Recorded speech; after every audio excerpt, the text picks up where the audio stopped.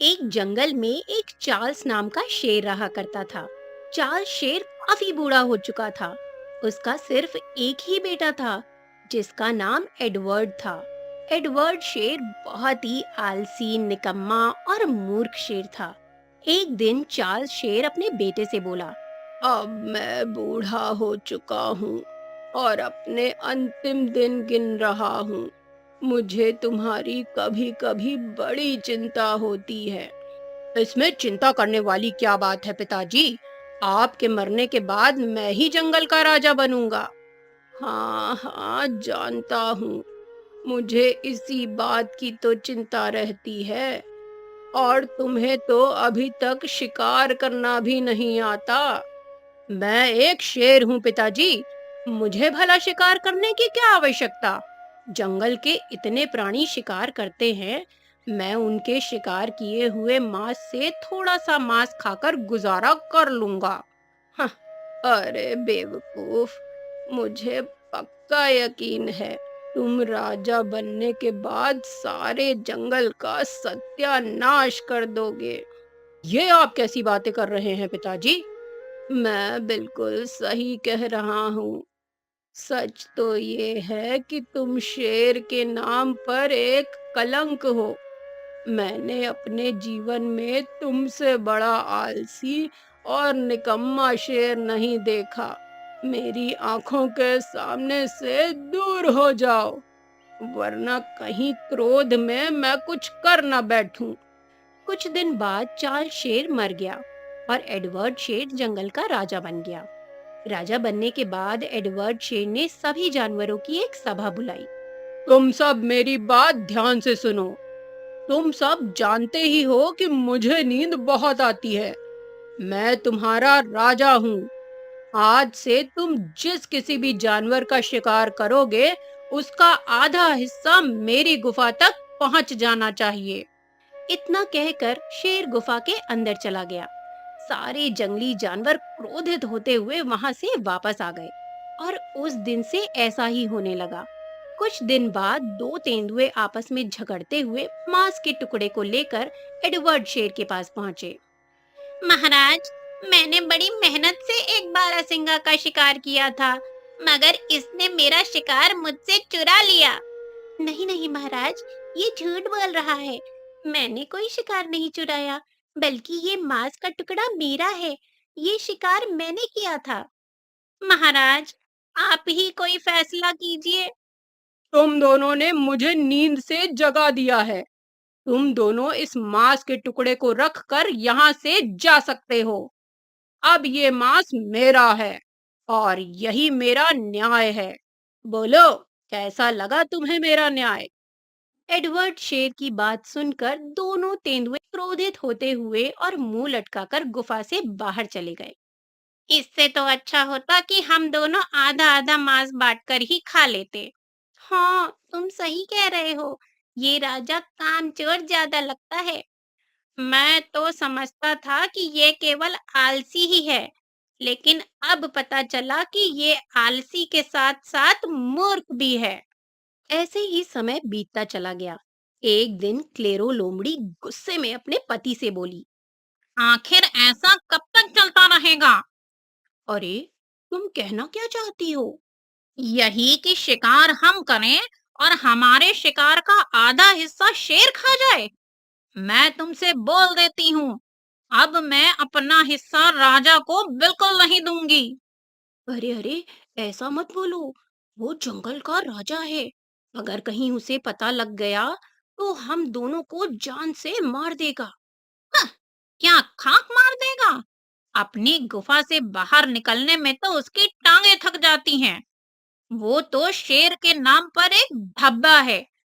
तुम्हें अगर अपना हिस्सा देना है तो देते रहो, मैं नहीं देने वाली। क्लेरो लोमड़ी और उसके पति की बात को जैक हाथी बहुत ही गौर से सुन रहा था। जैक हाथी पहले चार्ल्स शेर का सलाहकार था। जैक हाथी गुफा में एडवर्ड शेर से जाकर बोला, ये सब कुछ सही नहीं है। महाराज, अगर ऐसे ही चलता रहा तो प्रजा में आपका डर खत्म हो जाएगा। देखो, तुम मेरे पिता के सलाहकार थे, मेरे नहीं। मुझे सलाह देने की कोशिश मत करो। जाओ यहाँ से, मुझे नींद आ रही है। महाराज, मत भूलिए कि आप शेर हैं। शेर अपना शिकार खुद करके खाता है, ना कि किसी का झूठा शिकार खाना पसंद करता है। तुम यहाँ से जाते हो कि नहीं? महाराज, मेरी बात को समझिए। अगर आपका ऐसा ही हाल रहा तो वो दिन दूर नहीं जब आपसे इस जंगल का चूहा भी अकड़ खाकर बात करेगा। शेरों की प्रजाति बदनाम हो जाएगी। तो तुम क्या चाहते हो? मैं चाहता हूँ कि आप शेर बने और अपने आलसी रवैये को बदलें, नहीं तो दूसरे जंगल का शेर इस जंगल पर कब्जा कर लेगा। हाँ हाँ, तो अच्छी बात है। मैं उससे संधि कर लूंगा और फिर आराम से बैठकर सोता रहूंगा और मुफ्त का मांस खाता रहूंगा। जैक हाथी क्रोध से दांत पीसता हुआ वहां से निकल गया। कुछ ही दिनों बाद एडवर्ड शेर का खौफ खत्म हो गया। अब जंगल का कोई भी जानवर अपने शिकार का हिस्सा उसे नहीं देता था। भूख ने एडवर्ड शेर को गुफा से बाहर निकलने पर मजबूर कर दिया था। एक दिन एक लकड़बग्गा हिरण का शिकार करके खा रहा था कि तभी एडवर्ड शेर वहां पहुंच गया। ए लकड़बग्गे, क्या तुमने मेरा आदेश नहीं सुना? आखिर तुमने मेरा हिस्सा मेरी गुफा तक क्यों नहीं पहुंचाया? गलती हो गई महाराज, आगे से पहुंचा दिया करूंगा। अब जाओ यहाँ से। तुम्हारी सजा ये है कि अब ये मांस पूरा मैं ही खाऊंगा। एडवर्ड शेर मांस का टुकड़ा लेकर वहां से चल दिया। मेरा शिकार खाते हुए इसे शर्म नहीं आई। इस आलसी राजा को किसी दिन सोते हुए इस पर हमला करके इसे मार दूंगा। सारे जंगल के जानवर सुकून की सांस लेंगे। कलंक कहीं का।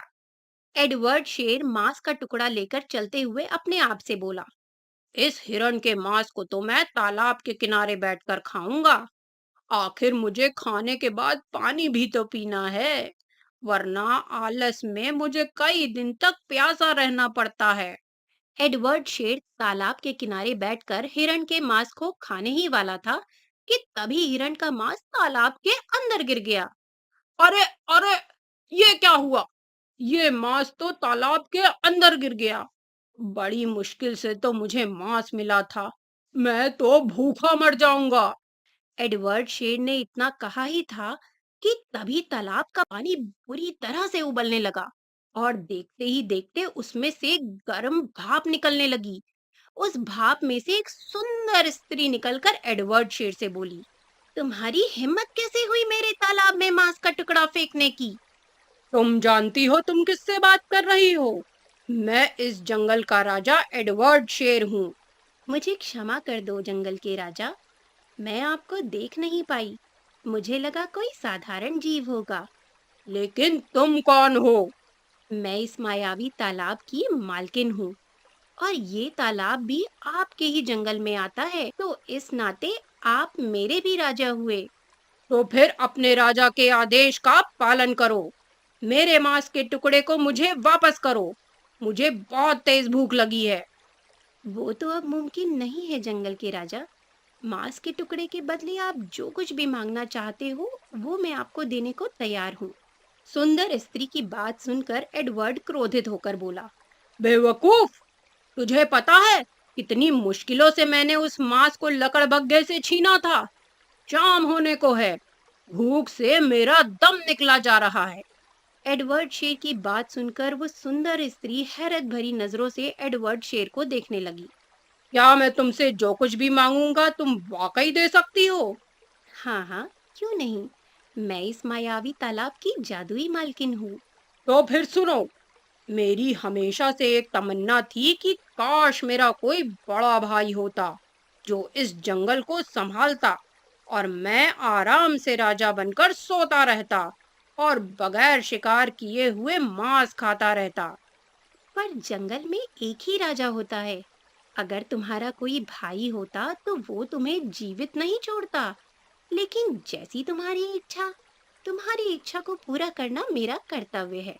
मायावी स्त्री ने इतना कहा ही था कि तभी तालाब के अंदर से एडवर्ड शेर की तरह ही एक शेर दहाड़ता हुआ निकलकर आ गया और वो मायावी स्त्री वहां से गायब हो गई। एडवर्ड उस शेर की ओर देखकर बोला, तुम मेरे छोटे भाई हो और मैं तुम्हारा राजा। जाओ, मेरे लिए जंगल में शिकार करो और भोजन का प्रबंध करो। उस शेर ने कहा, तुम्हारा दिमाग तो सही है, जंगल का राजा तो मैं ही बनूंगा।